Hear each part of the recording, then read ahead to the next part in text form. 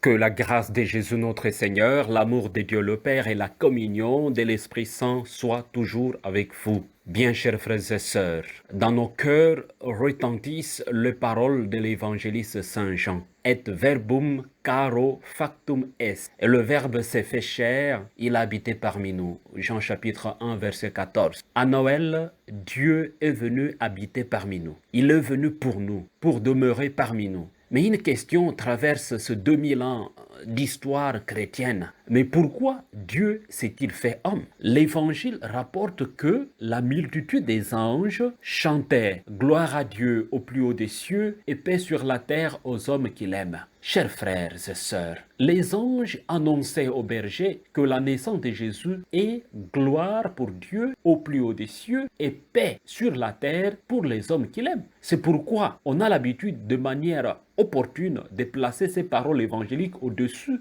de la grotte pour expliquer le mystère de Noël qui s'est accompli dans la crèche, chers frères et sœurs. Le terme gloire indique la splendeur de Dieu qui suscite la louange reconnaissante des créatures. La gloire de Dieu n'est autre que son amour, sa capacité à se donner, à se communiquer à qui lui ouvre son cœur. Cette gloire tout intérieure investit pleinement l'être de Jésus à l'heure de sa passion et lui donne le courage de traverser l'épreuve. La gloire de Dieu, cette gloire est vraiment cet amour, ce courage qui nous est donné devant des épreuves. Dieu qui nous sauve, Dieu qui est avec nous, il nous accompagne. Mais revenons encore sur la question. Pourquoi Dieu s'est-il fait homme? Saint Irénée écrit, le Verbe s'est fait dispensateur de la gloire du Père au bénéfice des hommes. L'homme qui vit, vivens homo. Et gloire de Dieu et sa vie consiste dans la vision de Dieu. La gloire de Dieu se manifeste donc dans le salut de l'âme, que Dieu a tant aimé qu'il a donné son propre Fils. Ainsi tout homme qui croit en lui ne périra pas, mais il obtiendra la vie éternelle. Jean chapitre 3 verset 16. C'est donc l'amour la raison ultime de l'incarnation du Christ. Bien-aimé dans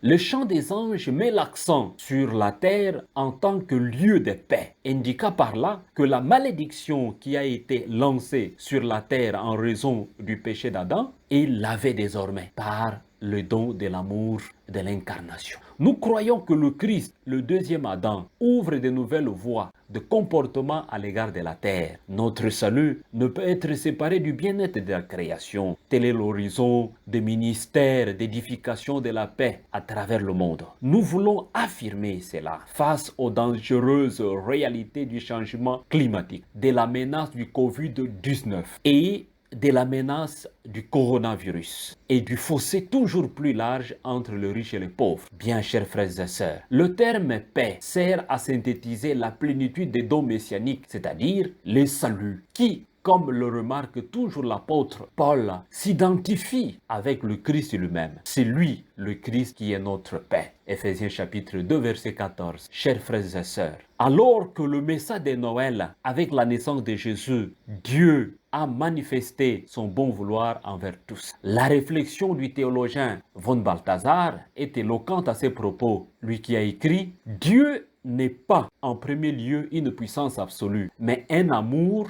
absolu, dont la souveraineté ne se manifeste pas dans le fait de garder pour soi ce qui lui appartient, mais dans son abandon. À travers le don de Noël, puissions-nous faire quelque chose pour les autres, donner du temps pour les autres, nous abandonner pour les autres, afin que les autres puissent croître et grandir, afin que le Christ puisse naître réellement dans leur cœur, le Christ qui est le prince de la paix. Le Dieu que nous contemplons dans la crèche est Dieu d'amour. À ce point, l'annonce des anges retentit pour nous également comme une invitation, que ça soit rendu gloire à Dieu au plus haut des cieux et que soit édifiée la paix sur la terre parmi les hommes qu'il aime. La seule façon de glorifier Dieu et de construire la paix dans le monde consiste dans l'humble accueil confiant du don de Noël qui est l'amour. Le chant des anges peut alors devenir une prière à répéter souvent, chers frères et sœurs, pas seulement à ce temps de Noël, mais tout temps. Un hymne de louange à Dieu au plus haut des cieux et une fervente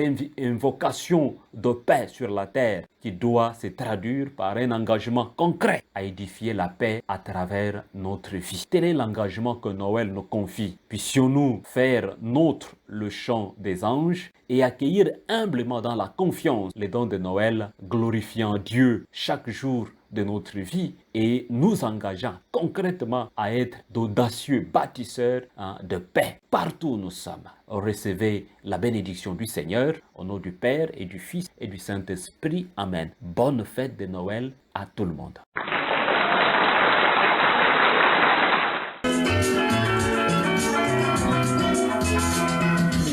Lucy,